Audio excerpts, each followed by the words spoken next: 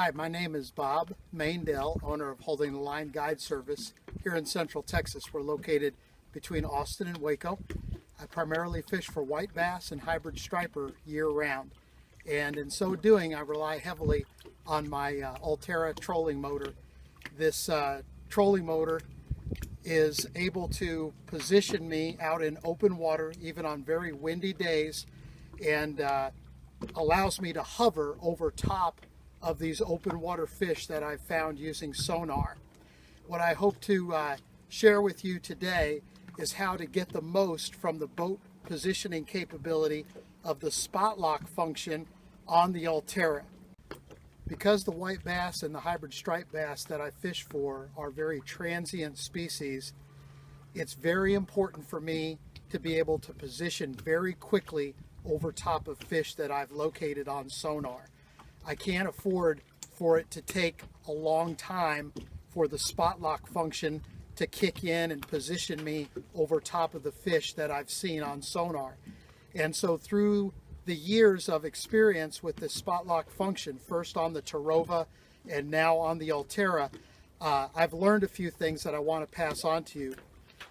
The most important thing that you can do in getting your spot lock function to very quickly get you in a steady hover over top of fish is to make sure that your bow is oriented into the wind and that you bring your boat to a complete stop before you hit the spot lock button. In doing that, spot lock will take just a few seconds to figure out where it's at and then begin to power itself and steer itself to hold you over those fish. On the other hand, if you hit the spot lock button as you're headed downwind, and or you hit that spot lock button while you're still coasting under either trolling motor or outboard motor power, the trolling motor is first going to have to overcome the forward momentum, reverse course, and in doing so will typically overshoot the area you wanted to lock on top of. Then it will have to reverse course again and constantly reduce the bracket until it gets right on top of that area you intended. This can take up to a minute or more, and that can simply be too long. So what I'm going to do now is a on-the-water demonstration of how to do this properly, and then also showing this improperly done so you can see for yourself how long it actually takes for the spot lock to enable and bring the boat into a hover. Here we go. Okay, what I've done here is placed a marker buoy off to about the 2 o'clock position from the bow, and I'm maneuvering the boat using the handheld remote, maneuvering the boat towards the marker buoy, and you'll notice the bow is into the wind. The wind is coming into the bow. As I approach the buoy, I'm going to slow the boat way down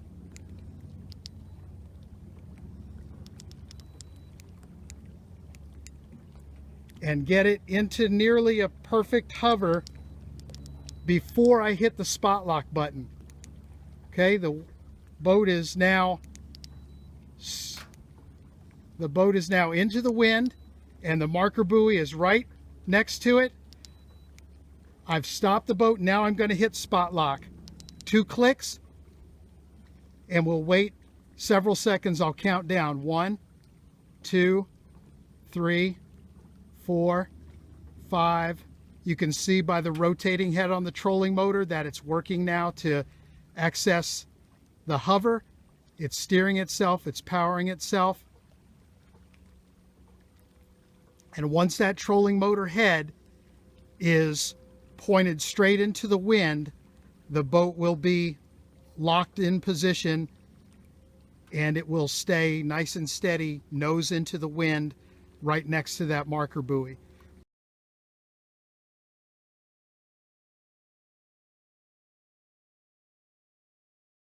Okay, now we're going to give you an example of how not to do this. All right, I'm going to crank the boat speed up to just a low, maybe 1.4 miles per hour. That would be a speed that you'd be going into the wind if your trolling motor were set on 4, 5, or 6, or if you were idling with your outboard motor, for example.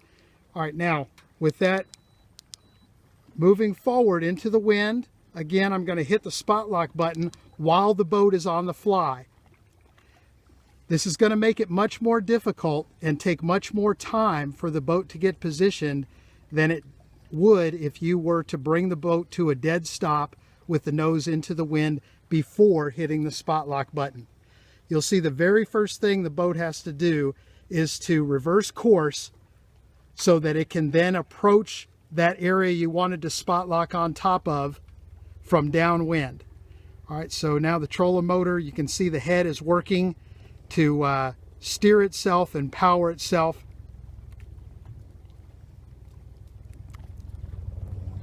And what it's doing is establishing an ever-decreasing bracket size. It overruns it, then returns. Overruns it again, then returns. Overruns it again, and then returns. And each time it does that, it's getting closer and closer to where you intended. But that's very time-consuming. Again, that's why it's so important to bring your boat to a dead stop with the bow into the wind before hitting your spot lock button. So here we are nearly a minute into the spot lock process, and the boat is still struggling to position because we were going at a low rate of speed when passing over the area we wanted to spot lock on top of. We'll give it a few more seconds here.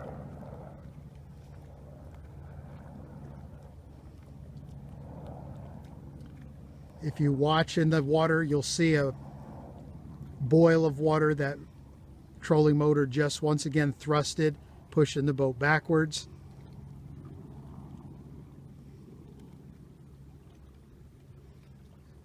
Overran the spot once again, just struggling to get settled in. If you're fishing for open water species as I do, white bass, hybrid striper, and it's important to get on top of those fish quickly because you're concerned about them moving off, you definitely want to avoid this situation. And it's really self-inflicted and can be totally avoided. All right, so finally the boat still sideways to the wind, still struggling a bit to hold itself here.